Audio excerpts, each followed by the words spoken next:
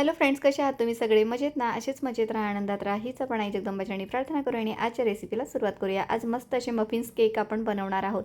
तर या ठिकाणी मी एक अंडा घेतलेला आहे, ते ढवळून घेतलेलं आहे फोडून. त्यानंतर त्यामध्ये आपण 5 चमचे पिठी साखर घालणार आहोत. तर या ठिकाणी मला लहानपणीची आठवण झाली फ्रेंड्स, की माझी जी मोठी ताई आहे ना, तर ती तेव्हा नवीनच अशी केक वगैरे करायला शिकलेली होती.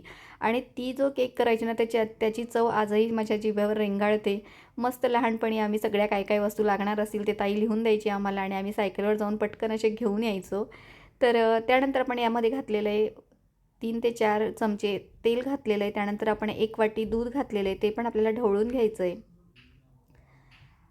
सगळं असं ढवळल्यानंतर त्यामध्ये आता आपण मैदा घालणार आहोत, तो चाळून घेणार आहोत. आपण एक मोठी वाटीवरून मैदा घेतलेला आहे आणि तो आपल्याला चाळून घ्यायचा आहे. त्यानंतर 3 चमचे आपण रवा देखील घेतलेला आहे, तोही चाळून घेतलेला आहे. त्यामध्ये आपण घातलं आहे इनो अर्धा चमचा, त्यानंतर बेकिंग पावडर घातलेलं आहे अर्धा चमचा आणि इसेन्स घातले आहे आपण व्हॅनिला 1 चमचा. ते सगळं आपल्याला एकत्र एकजीव करून घ्यायचं आहे, फेटून घ्यायचं आहे.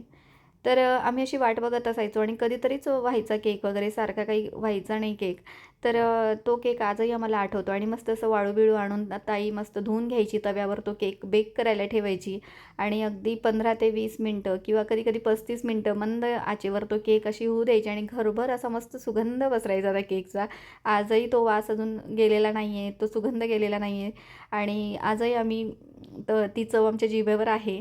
तर असं काही होतं बालपणीचा माझा किस्सा. त्यानंतर बघा इकडे आपण काय केलं, की आधी आपण बॅटर टाकून घेतलं आहे. त्यानंतर मी थोडंसं 2 चमचे कोको पावडर घातलेलं आहे आणि ते पण आपण वरून टाकणार आहोत.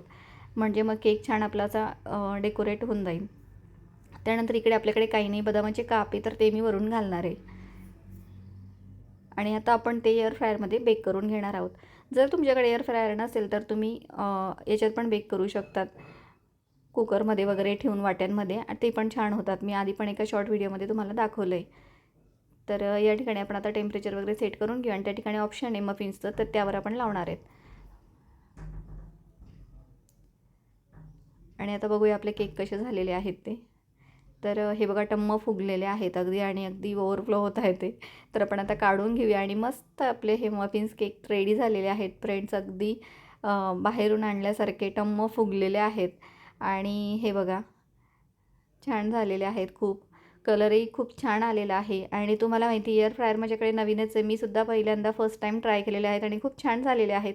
बघू शकता एकदम स्पंजी झालेले आहेत आणि टेस्टी पण झालेले आहेत. तर आपण त्याला कट करून बघूया की आतून कसे झालेले आहेत. तर या ठिकाणी बघा कट करून बघते. आतमध्ये पण खूप छान झालेले आहेत, स्पंजी झालेले आहेत, खूप मऊ झालेले आहेत आणि चवीला पण खूप छान झाले आहेत. तर तुम्ही नक्की ट्राय करा. अगदी सोपी रेसिपी आहे, 15 ते 20 मिनटात होऊन जाते. आणि फ्रेंड्स व्हिडिओ कसे वाटतात मला नक्की कमेंट्सद्वारे सांगा आणि व्हिडिओ आवडत असतील तर लाईक शेअर सबस्क्राईब करायला विसरू नका. भेटूया पुढच्या व्हिडिओ, तोपर्यंत बाय.